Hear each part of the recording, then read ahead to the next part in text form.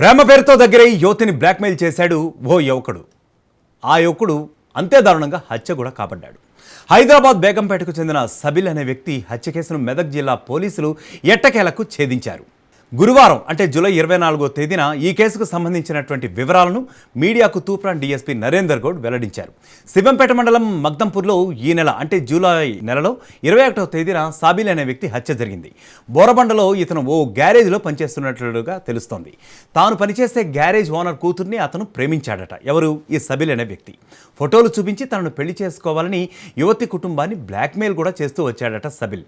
అదేదో ఒక పద్ధతి ప్రకారం వెళ్ళేసి అప్రోచ్ అయితే బాగానే ఉండేది. ఇతను బ్లాక్మెయిల్ చేసే ప్రయత్నం కూడా చేశాడట. అంటే ఒక రకంగా రెచ్చగొట్టే ధోరణికి కూడా వెళ్ళాడని చెప్పి తెలుస్తోంది. పెళ్లి చేయకపోతే ఫోటోలు సోషల్ మీడియాలో పోస్ట్ చేస్తానని మరీ బెదిరింపులకు దిగాడట ఈ సబిల్ అనే మహాశయుడు.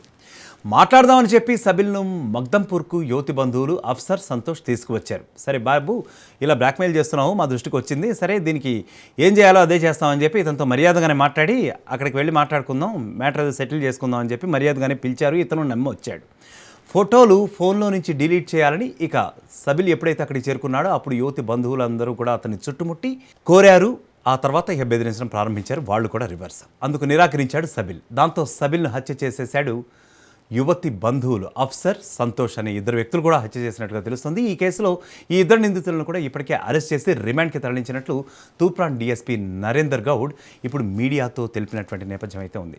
మొత్తానికి చూసారా, అటువైపేమో అతను పద్ధతి ప్రకారం ఏదో మ్యారేజ్ చేసుకుంటాను అని చెప్పి ఒకసారి వాళ్ళ బంధువులను కానివ్వండి, వాళ్ళ తల్లిదండ్రులు కానివ్వండి అప్రోచ్ అవ్వాల్సింది పోయి అతను బెదిరింపులకు పాల్పడ్డాడు.